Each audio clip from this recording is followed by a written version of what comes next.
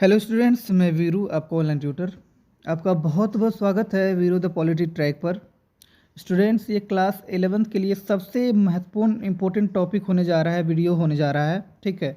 और ये क्यों होने जा रहा है? क्योंकि हमने ये क्लास 11th की जो पॉलिटिकल साइंस बुक 2 है, जिसमें समानता के ऊपर सबसे जो इम्पोर्टेंट क्वेश्चन बनता है वो बनता है कि समाज में समानता की स्थापना कैसे किया जा सकता है। यानी कि समाज में समानता स्थापित करने के तरीका, उपाय पूछ रहा है ना। इसके ऊपर एक और क्वेश्चन बनता है और वो क्वेश्चन ये बनता है कि समाज में, अच्छा, इस पे एक और क्वेश्चन बनता है कि भाई समाज में समानता स्थापित करने के 3 सिद्धांतों का वर्णन करें। समानता स्थापित करने के 3 सिद्धांतों का वर्णन करें, ये क्वेश्चन आएगा, ठीक है। तो चलिए इसी पर डिस्कशन करेंगे। और हाँ, एक चीज़ कहना चाहूँगा, ये वीडियो फुल्ली एक्सप्लेन किया जाएगा एनिमेशन और इमेज के थ्रू। तो कोशिश कीजिएगा कि थोड़ा सा टाइम दे दो, क्योंकि ये टाइम आपका ख़राब नहीं होगा।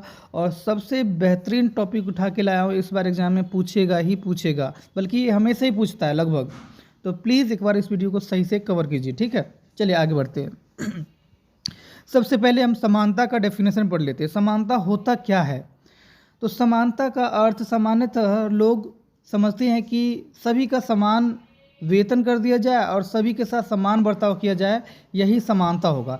लेकिन याद रखिएगा, ये समानता बिल्कुल भी नहीं हो सकता है, क्योंकि समान बर्ताव हर जगह पे सही नहीं है और सभी का समान वेतन हर जगह पे सही नहीं है। क्यों नहीं है, इसके बारे में हम बात करेंगे, ठीक है। क्या है, ध्यान से सुनना। समान वेतन जब भी व्यक्ति को दिए जाना चाहिए जब व्यक्ति समान पद पर कार्य कर रहा हो। जैसे कि 2 अध्यापक एक पद पे काम कर रहे हैं, तो ऐसे में दोनों का सैलरी बराबर होना चाहिए, ठीक है। वहीं पे अगर एक ईंट ढोने वाला मजदूर और एक साइंटिस्ट या इंजीनियर का वेतन अगर समान कर दिया जाए, तो ये बिल्कुल भी सही नहीं है। इससे क्या होगा कि समाज का जो उद्देश्य है वो समाप्त हो जाएगा। समझ में आ रहा है? तो आई होप ये क्लियर हो रहा है कि समान वेतन तभी दिया जाना चाहिए जब समान पद पे हो, अन्यथा उनके काबिलियत के हिसाब से वेतन दिया जाना चाहिए। दूसरा चीज़ है कि समान दर्जा। समान दर्जा मनुष्य को तभी दिया जाना चाहिए जब सभी मनुष्य शारीरिक और मानसिक रूप से समान है, ठीक है, तंदुरुस्त है। तो ऐसे मनुष्य को के साथ समान बर्ताव किया जाना उचित है। लेकिन वहीं पर एक सामान्य व्यक्ति और एक असामान्य व्यक्ति, जो दिव्यांग व्यक्ति है, उनके बीच में अगर असमान बर्ताव किया जाए तो जो दिव्यांग व्यक्ति है उनके लिए अन्याय होगा, असमानता होगा। जैसे कि एक एग्जाम्पल से प्रूव करता हूँ मैं। दूर दराज के इलाकों में आने जाने के लिए जो सामान्य व्यक्ति है बस, ट्रेन आदि का प्रयोग करते हैं और इजीली एक स्थान से दूसरे स्थान पे चले जाते हैं। बैठ के भी जा सकते हैं और खड़े होकर भी जा सकते हैं बसों के अंदर, ट्रेनों के अंदर, क्योंकि उनके पास शारीरिक और मानसिक रूप से बिल्कुल तंदुरुस्त है। वहीं पे एक दिव्यांग व्यक्ति की बात करें जो पैर से या हाथ से कहीं ना कहीं से या आँखों से, वो क्या है, दिव्यांग है।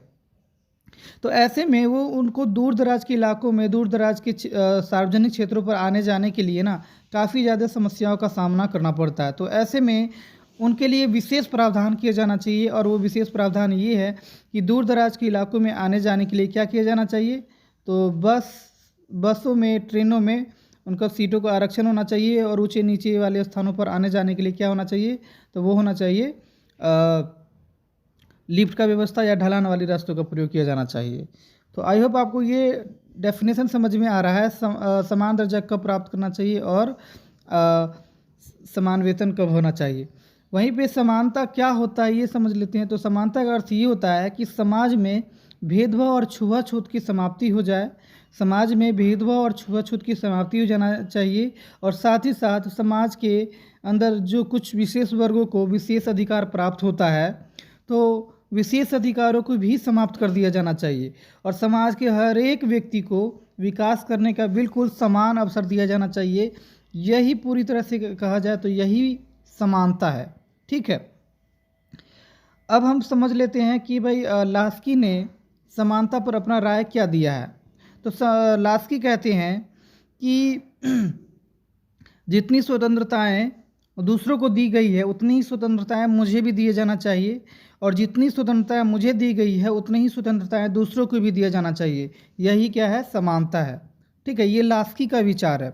तो आई होप आपको ये समानता का डेफिनेशन समझ में आ गया होगा आपको। और चलिए समझते हैं कि समाज में समानता स्थापित कैसे किया जा सकता है, या फिर समानता के 3 सिद्धांत है। तो पहला सिद्धांत कौन सा है? तो पहला सिद्धांत है औपचारिक समानता। औपचारिक समानता क्या होता है, जान लो।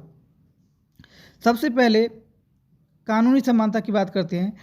1950 में हमारा संविधान लागू हो गया था, और लागू होते ही संविधान के द्वारा देश भर में कानूनी समानता स्थापित कर दिया गया था कि भाई संविधान के नज़रों में सभी के सभी देश के हर एक नागरिक समान है, कोई छोटा नहीं, कोई बड़ा नहीं, कोई उनके सामने मतलब भेदभाव नहीं किया जाएगा, सभी के सभी समान है कानून की नज़रों में। तो यानी कि देश में कानूनी समानता तो स्थापित हो गया था 1950 में, जैसे ही संविधान लागू हुआ। ठीक है, लेकिन कानूनी समानता स्थापित होने के बाद भी ग्रामीण क्षेत्रों की अगर बात करें तो वहाँ पे भेदभाव, छुआछूत आदि ये सब अभी भी बड़े स्तरों पे चल रहा था। ठीक है, और ये समाज के लिए बहुत ही गलत चीज़ था। तो मुझे बताओ, समाज में ये भेदभाव, छुआछूत अभी भी चल ही रहा था, और लेकिन कानूनी रूप से देश भर में समानता स्थापित हो चुका था। तो औपचारिक समानता स्थापित हो पाया है? नहीं हो पाया है। तो इसलिए औपचारिक समानता स्थापित करने के लिए समाज में जो भेदभाव, छुआछूत है उसको समाप्त कर दिया जाना चाहिए, जिस आधार पे भी हो रहा है ये चीज़ें। ठीक है, और विशेष अधिकारों की समाप्ति होना चाहिए समाज में, और देश के हर एक नागरिकों को विकास करने का समान अवसर प्राप्त होना चाहिए।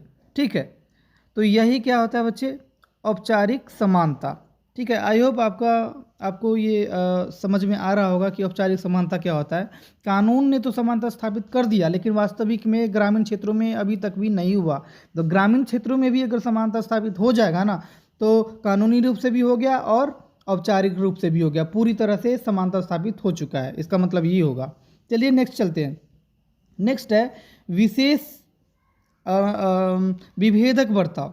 विभेदक बर्ताव का मतलब क्या है, ध्यान से सुनिए।